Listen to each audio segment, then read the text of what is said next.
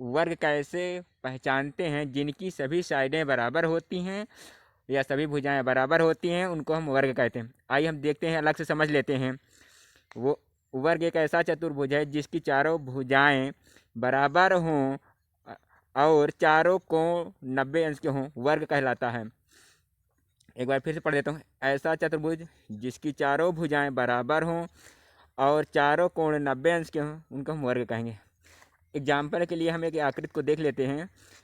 एक चतुर्भुज है जिसकी चारों भुजाएं बराबर हैं। देखिए सभी भुजाएं 3-3 सेंटीमीटर की हैं, तो चारों बराबर हैं, इसलिए एक ये वर्ग है। और सारे डिग्री 90-90 अंश के हैं, ये ऐसे दिखाते हैं। इस तरह हम 90, जहाँ भी 90 डिग्री आएगा इस चिन्ह से दिखाते हैं 90 डिग्री को हम। तो ये एक वर्ग हो गया। अब दूसरा फिगर लेते हैं हम। इसके भी चारों भुजाएं बराबर हैं, सब 6 मीटर 6 मीटर 6 मीटर हैं और भुजाओं 90-90 अंश के हैं चारों कोण, तो ये भी एक वर्ग है। आई होप ये वर्ग आपको समझ में आ गया होगा। अब आइए देखते हैं, वर्ग दो प्रकार से लिखे जाते हैं मैथ में। एक आकृति को वर्ग कहते हैं, एक किसी के ऊपर पावर 2 हो, जिसकी जिसकी घातें 2 हों उसको हम वर्ग कहते हैं। देखिए वर्ग दो प्रकार में देखते हैं। जैसे 3 की ऊपर 2 घात है, तीसरे में भी कहेंगे 3 का वर्ग। 4 पर 2 की घात है इसलिए 4 वर्ग, इसलिए 5 पर 2 की घात है इसलिए हम 5 को वर्ग बोल। ये तो स्क्वायर वाले हो गए।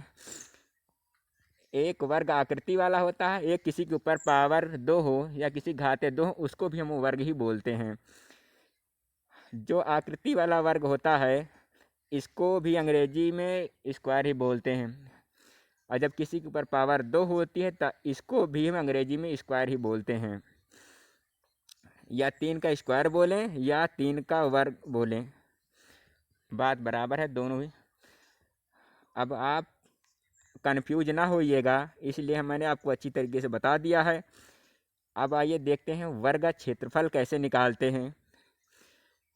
तो वर्ग क्षेत्र के लिए एक फार्मूला लिखेंगे। वर्ग क्षेत्रफल फार्मूला होता है वर्ग का क्षेत्रफल। वर्ग का क्षेत्रफल बराबर होता है भुजा गुणे भुजा। वर्ग का क्षेत्रफल भुजा गुणे भुजा। तो भुजा देखो सभी भी बराबर हैं, तो भुजा कितनी है हमारी 5 सेंटीमीटर है, तो जहाँ भुजा वहाँ रखेंगे 5 सेंटीमीटर। फिर भुजा रखना है तो फिर भी सभी भुजा 5-5 रखेंगे, 25 सेंटीमीटर लगा लें।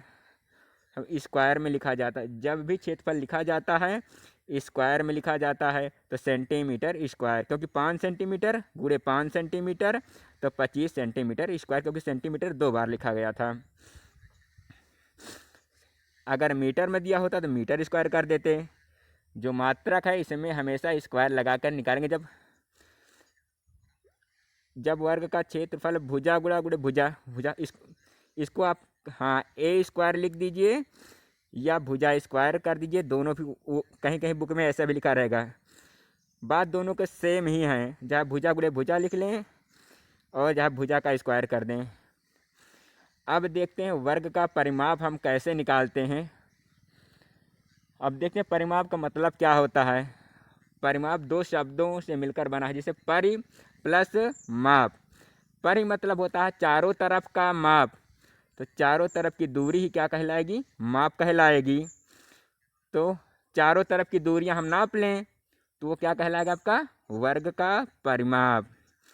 तो चारों साइडें हम जोड़ लें, 5 5 10 5 15 5 20, तो 20 सेंटीमीटर क्या आ जाएगा, परिमाप हो जाएगा। तो इस वर्ग का परिमाप हो जाएगा आपका 20 सेंटीमीटर का परिमाप क्या हो जाए 20 सेंटीमीटर हो जाएगा। ये तो हमने अपने तरीके से निकाला है, लेकिन हम इसको सूत्र से कैसे निकालेंगे। एक सूत्र होता है जो सूत्र का उपयोग करते हैं, देखते हैं कैसे निकालते हैं। तो अभी आपने देखा 20 सेंटीमीटर आया था, अब सूत्र से भी निकालेंगे तो 20 सेंटीमीटर ही आएगा।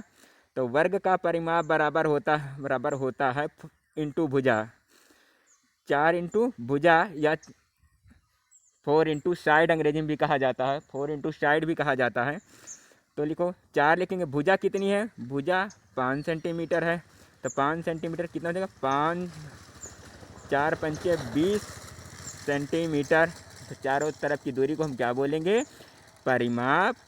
तो 20 सेंटीमीटर आपका परिमाप हो जाएगा, कितना, 20 सेंटीमीटर। तो या आप डायरेक्ट भी जोड़ लीजिए सारी साइडों, या हम फार्मूले से या सूत्र से निकालेंगे 4 इंटू भुजा। तो वर्ग का क्षेत्रफल निकालने के लिए आपको समझ में आ गया होगा, वर्ग का परिमाप निकालने के लिए समझ में आ गया। तो दोस्तों आपको मैंने इतने सरल तरीके से समझा दिया है कि वर्ग का क्षेत्रफल और परिमाप कैसे निकाल